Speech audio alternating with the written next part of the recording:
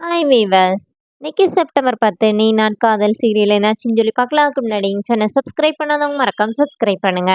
இன்னைக்கு என்ன அப்படின்னு சொல்லி பார்த்தீங்கன்னா, இங்க வந்து அபி வந்து வெளியில போறாங்க. அப்போ போயிட்டு வீட்டுக்கு வந்து உட்கார்ந்துருக்காங்க. அப்போ என்னமோ யோசிச்சு பார்க்குறாங்க இந்த மாரி.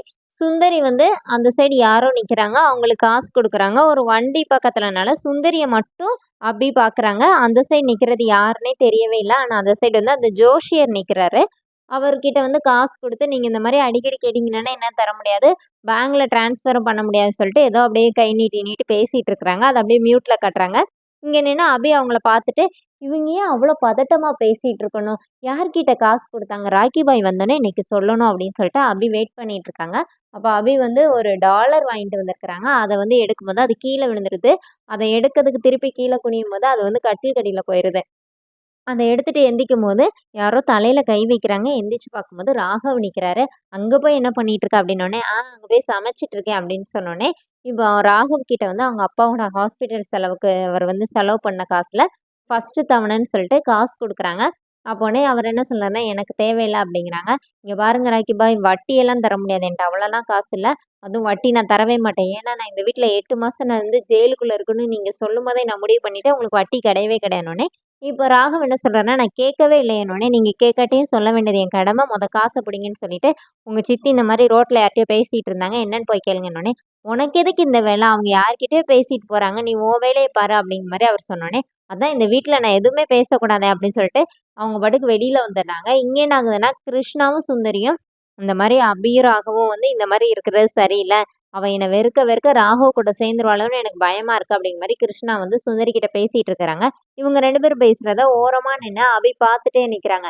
இவன அஞ்சலி அக்காட்ட பேச சொன்னா மட்டும் வாயில ஏதோ மொளகா பொடி வச்ச மாரி உம்முன்னு இருப்பான். இவங்க கிட்ட என்ன பேசிட்டு இருப்பாரு அப்படின்னு யோசனையில இருக்கும்போதே, கிருஷ்ணா வந்து அபிய பார்த்துடுறாரு. பார்த்தோனே, இந்த மாரி நீங்க சொன்னாலாம் நான் கேட்க மாட்டேன். எனக்கு அப்படியே தலை வலிக்குதுன்னு சொல்லிட்டு அவர் பாட்டுக்கு இங்க வந்து அப்படியே ஒரு ஆக்டிங்க போடுறாரு.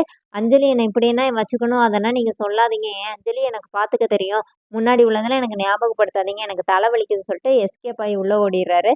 இப்ப அபி அப்படியே பார்த்துட்டே இருக்காங்க. இங்க ரூம்ல என்ன ஆகுதுன்னா, அபி ரூமுக்கு வரும்போது ராகவ் நல்லா தூங்கிர்றாரு. ஒருத்தி கோவிச்சுட்டு போனாலே, என்ன ஆனான்னு பார்த்தாரா, எப்படி தூங்கிட்டு இருக்கிறாருன்னு சொல்லிட்டு, திங்ஸ் எல்லாம் எடுத்து வைக்கிறாங்க. எல்லாமே கட்டில்ல அப்படி அப்படியே இருக்குன்னு. அப்பதான் அந்த டைரி எடுக்குறாங்க. அப்ப டைரி எடுத்துட்டு, இன்னைக்கு இது என்ன அடுத்துன்னு வாசிக்கலாமா அப்படின்னு எடுக்கும்போது, ராகவ் வந்து, "ஏய் என்ன பண்ணிட்டு இருக்க?" அப்படின்னா தூக்கி கீழ போட்டுருந்தாங்க. என்ன ஒருத்தனுக்கு உடம்பு முடியலன்னு படுத்திருக்கானே, லைட் ஆஃப் பண்ணோம், ஒண்ணும் இல்லன்னோனே, "என்ன நானா லைட்டு போட்டேன், லைட்டு போட்டதே நீங்க, என்னைய திட்டுறீங்க?" அப்படின்னு சொல்லிட்டு அபி கேட்டோனே, ஐயோன்னு சொல்லிட்டு அவருக்கு ஒரு மாரி ஸ்டொமக் அப்செட் மாரி இருக்குன்னு சொல்லிட்டு பாத்ரூம் போறாரு. அபி அங்கேயே உட்காந்துருக்காங்க. இங்க என்ன ஆகுதுன்னா, அனு கிட்ட வந்து ஆகாஷ் வந்து பேசுறாரு. அனு வந்து பார்ட் டைம் ஜாப்க்காக நான் ரெடி ஆயிட்டு இருக்கேன் அப்படின்னு சொல்லும்போது, ஒரு கட்டத்துல ஆகாஷ் 2 பேருமா பேசிட்டே இருக்கிறாங்க. அப்போ அனு எப்போ மாரி சொன்னோனே, ஆகாஷ் என்ன சொல்றாருன்னா, "எனக்கு மட்டும் இல்லங்க, யாருக்குமே லைஃப் வந்து அன்பிரெடிக்டபிள் தான். அத வச்சுட்டு நீங்க இந்த மாரி பண்றது வாழ்க்கையில ஒவ்வொரு நிமிஷத்தையும் என்ஜாய் பண்ணாம இந்த மாரி பண்ணிட்டு இருக்கிறீங்க" அப்படின்னு சொல்லி ஆகாஷ் ரொம்ப ஃபீல் பண்றாரு. அனு நீங்க என்ன சொன்னாலும் நான் என்னோட முடிவு இதுதான் அப்படிங்கிற மாரி அழுதுட்டு இருக்காங்க.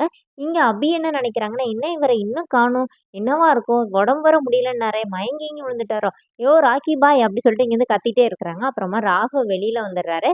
அதோட என்னோட எபிசோட் எண்ட் பண்ணிட்டாங்க. நாளைக்கு என்னன்னா, ராகவ் தூங்கிட்டு எந்திரிச்சு பார்க்குறாரு. அபிய காணோம். ஒருவேளை இந்த கிருஷ்ணாவ பார்க்க போயிட்டாளோன்னு சொல்லிட்டு வேகமா வர்றாரு. வந்தா ஹால்ல ஆகாஷும், அனுவும் நின்னு சாரி அபியும் நின்னு பேசிட்டு இருக்காங்க. பார்த்தீங்களா, உங்கள காணோனோனே எப்படி தேடி வந்திருக்கானோனே, இப்ப அபி மனசுக்குள்ள என்ன நினைக்கிறாங்கன்னா, இவரு எதுக்கு வந்தாருன்னு எனக்கு தெரியாதா?